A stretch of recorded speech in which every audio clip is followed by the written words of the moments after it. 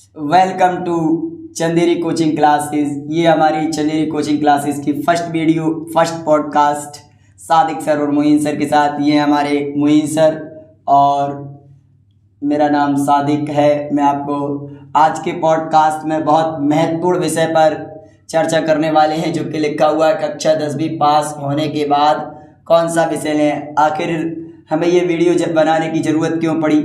ये वीडियो बनाने की हमें ज़रूरत इसलिए पड़ी क्योंकि हमारे स्कूल में और हमारे कोचिंग सेंटर्स में जो बच्चे कक्षा 10वीं पास हुए, उनके पास एक ही सवाल कि सर कक्षा 10वीं पास होने के बाद कौन सा विषय लें जिससे हमारा फ्यूचर जो है वो ब्राइट हो और फ्यूचर अच्छा हो।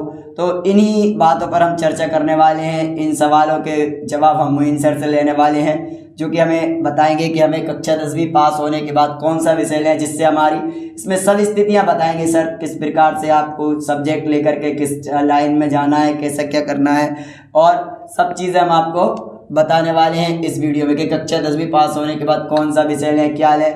तो हम वीडियो में आगे बढ़ने से पहले हमारे इस पहले पॉडकास्ट को लाइव जो लोग देख रहे हैं लाइक जरूर करते चलें, कमेंट जरूर करते चलें, क्योंकि ये जो सवाल का जवाब है ना, हमारे चैनल, हमने चंदेरी कोचिंग क्लासेस का ये नया यूट्यूब चैनल खोल रखा है। पहली वीडियो है जिसमें हम चर्चा करने वाले कक्षा 10वीं पास होने के बाद कौन सा विषय लें। तो इस पर हम मोइन सर से चर्चा करेंगे। आइए हम वीडियो को शुरू करते हैं, पर वीडियो को शुरू करने से पहले लाइक कमेंट शेयर जरूर करते चलें, प्यारा सा। आइए, एक पहला सवाल है सर कि सवाल नंबर हमारा यही है कि कक्षा 10वीं पास होने के बाद 11वीं में सब्जेक्ट लेने में दुविधा है, वो उसके ऊपर क्या कहना चाहेंगे आप? देखिए, जो हमारे पास बच्चों के कमेंट आए हैं हमारी कोचिंग और स्कूल की साइड से, तो पहला क्वेश्चन बच्चों का यही रहता है कि हमने 10वीं पास कर ली है, 10वीं पास करने के बाद हम कौन सा सब्जेक्ट लें। हाँ, यही बच्चों का सबसे ज़्यादा सवाल होता है। इस पर क्या जवाब देंगे आप? तो सबसे ज़्यादा देखो, अगर आपको सब्जेक्ट सेलेक्ट करना है तो सब्जेक्ट सेलेक्ट करने के लिए आपको सबसे पहले ये देखना है कि आपको बनना क्या है, यानी आपको जॉब कौन सी लेना है, आपको कौन सी जॉब मिल सकती है आसानी से, क्योंकि आजकल इतनी जो जॉबें है नहीं है और आपको जॉब चाहिए, तो जॉब के लिए आपको वो सब्जेक्ट सेलेक्ट करना पड़ेगा जिससे आपकी जॉब लग पाए और आपका इंटरेस्ट हो। मतलब सही रास्ता चुनना है। सबसे पहले क्या सही रास्ता चुनने के लिए क्या हो सकता है? सबसे ज़्यादा तो क्या है कि बहुत सारे लोग क्या कहते हैं कि आपके जिसमें जैसे मार्कशीट आई है तो मार्कशीट में किस विषय में आपके सबसे ज़्यादा नंबर आए तो वो सब्जेक्ट आप सेलेक्ट करो जिसमें नंबर ज़्यादा आए। पर हम ये कहते हैं कि नंबर ज़्यादा आ गए वो अलग बात है, 11th 12th और जो आगे का सफ़र होता है वो अलग होता है, ठीक है। तो वो अलग आप काम कर सकते हो। एक काम है, आप उसमें ये देख सकते हो कि सबसे पहले आप एक प्लानिंग करो, एक कागज़ कॉपी लो, उस कागज़ कॉपी पे आप ये लिखो कि आपको क्या बनना है और उसमें बनने में क्या क्या परेशानी आती है, कितना पैसा खर्च होता है। मतलब ये कागज़ पे पहले नियम बना करके लिखना है, फिर चुनना है। हाँ, आगे ये करके आप आगे करोगे तो बहुत हेल्प मिल सकती है, ठीक है सर। दूसरा क्वेश्चन पढ़ो सर, जो बच्चों ने अपन से पूछा। अच्छा, दूसरा क्वेश्चन ये है कि साइंस स्ट्रीम दो तरह की होती है, एक पीसीएम है, एक पीसीबी। इसका मतलब क्या होता है सर?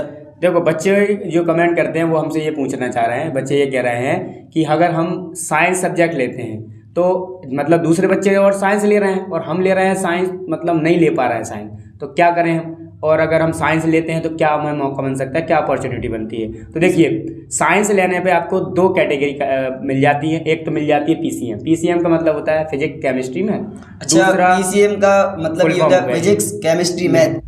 हाँ, तो ये जो सब्जेक्ट है इसकी फुल फॉर्म होती है पीसीएम की, physics chemistry math. Physics chemistry math एक होती है आपकी पीसीबी, यानी फिजिक्स केमिस्ट्री बायोलॉजी।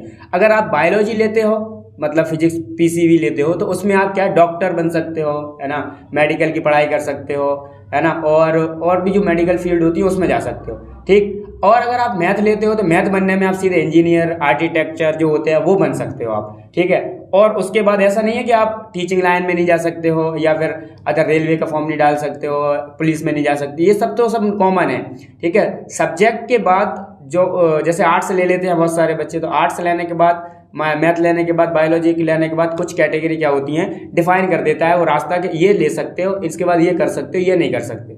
ये जरूर एक दुविधा बन जाती है बच्चों के साथ। सर, अगला जो बच्चों का सवाल है वो ये है कि बायोलॉजी ठीक ठाक है लेकिन मुझे मैथ ज़्यादा अच्छा लगता है, अगर मैं साइंस लूँ और फेल हो जाऊं तो ये क्या कहना है बच्चों का, ये सवाल है बच्चों का। ये सवाल है, ये अच्छा सवाल है। इस सवाल में क्या बता रहा है बच्चे, ये कहना चाह रहा है कि आप मैथ ले रहे हो, ठीक है, आपने मैथ लिया, मैथ लेने के बाद आप मैथ में पसंद नहीं है, मतलब आपको मैथ, और बायोलॉजी लेना चाहते हो, या बायोलॉजी पसंद है मैथ लेना चाहते हो।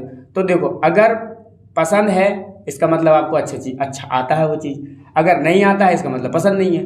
ये तो एक कंडीशन बनती है। दूसरी कंडीशन ऐसी है कि आपको पढ़ना ही है मैथ और पसंद नहीं है, तो सब चीज़ सीखने की ऊपर होती है। आप अभी तक यहाँ तक पढ़ के आए, सीखते आए, तो अभी आगे भी जाके सीख सकते हैं और आगे जाके भी पढ़ सकते हैं, ठीक है, तो उसको भी इम्प्रूवमेंट कर सकते हैं, ठीक है। तो बायोलॉजी लो या मैथ लो, अगर आपको इंटरेस्ट है तो अच्छी बात है, अदरवाइज नहीं है, अगर आपको लेना ही है तो फिर लेके उसके ऊपर मेहनत करो तो आगे बढ़ सकते हो। अच्छा सर, एक सवाल और था कि कॉमर्स में क्या क्या पढ़ना होता है, यह साइंस से आसान है क्या? ये सवाल बच्चों ने मुझसे पूछा, जो मैं आपसे पूछ रहा हूँ, बताएं। देखो, कॉमर्स जो सब्जेक्ट होता है, जी सर, कॉमर्स और साइंस, देखो कॉमर्स और साइंस का मतलब सीधा सीधा समझ लो, साइंस यानी आप मेडिकल फील्ड में जाओगे, या फिर आप अगर मैथ लेते हो तो इंजीनियरिंग फील्ड में, वो साइंस कहलाता है। कॉमर्स मतलब सीधा सीधा आप कहाँ चले जाओगे, बिजनेस लाइन में, यानी कि बैंक लाइन में, और आप कोई बिजनेस कॉरपोरेशन में चले जाओगे तो सीधा अलग हो जाता है वो, ठीक है। उसमें क्या होता है, मैथ में क्या होता है, आपको पीसीएम पढ़ना पड़ता है। जब आप यहाँ पर कॉमर्स लेते हो तो कॉमर्स में आपको अकाउंटेंसी, बिजनेस स्टडीज़, है ना, इकोनॉमिक्स, यानी कि आपको जो इकोनॉमिक्स तो ऐसा है कि 12th में सब बच्चे, 11th में लोग आर्ट्स लेते हैं तो आपको सबको पढ़ना पड़ता है, कॉमन है इकोनॉमिक्स से।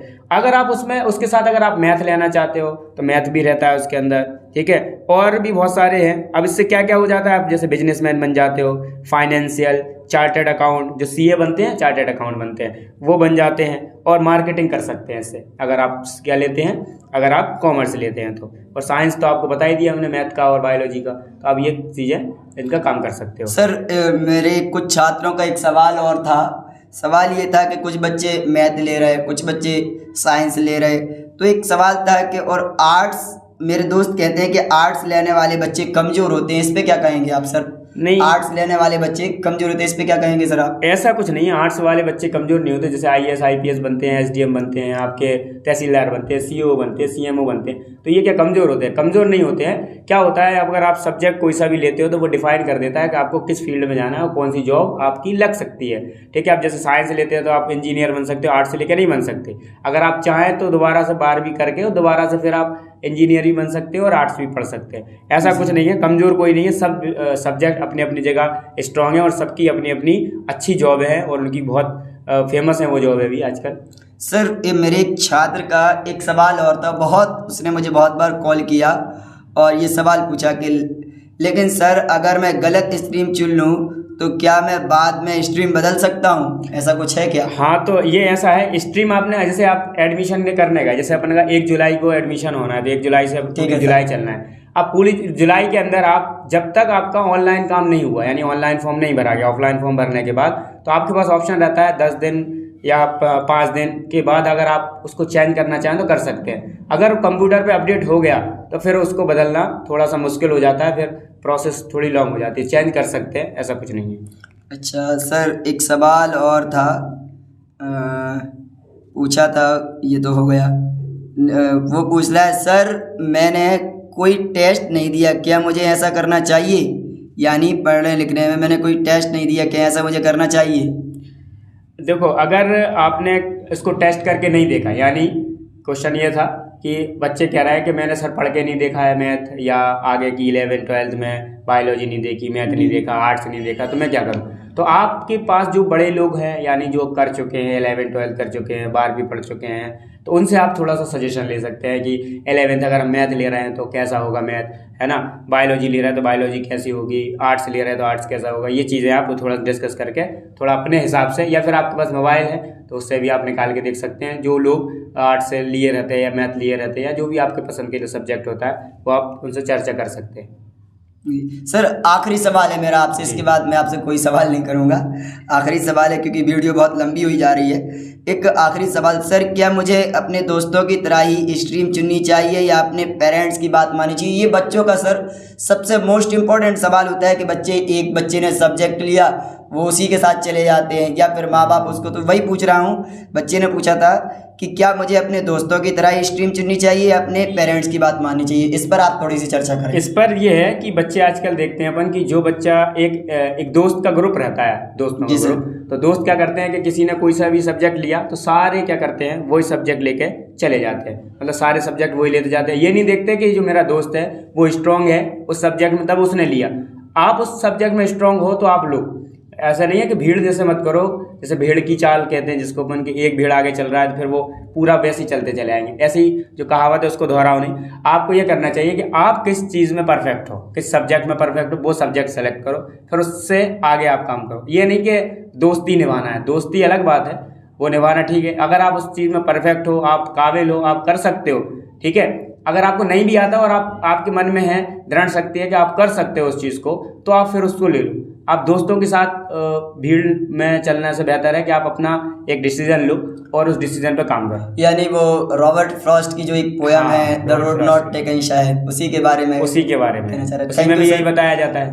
Thank you sir. बस आज की पॉडकास्ट में इतना ही एवरीवन, और उम्मीद करते हैं कि आपने बहुत अच्छे से, प्यारे प्यारे बच्चों ने इस बात को समझा होगा कि कौन सा सब्जेक्ट लेना चाहिए। और ये जो सवाल था कक्षा 10वीं पास होने के बाद कौन सा विषय लें, सभी बच्चों का क्लियर होगा। ये हमारी Chanderi coaching classes YouTube channel की फर्स्ट वीडियो है। इस पर आपको ऐसी ही लाजवाब इंफॉर्मेशन मिलती रहेगी, तो हमारे चैनल को सब्सक्राइब करके रखें, बेल आइकन पर क्लिक करके रखें, ताकि हमारी आने वाली अगली वीडियो, अगला पॉडकास्ट आपके लिए इम्पोर्टेंट हो।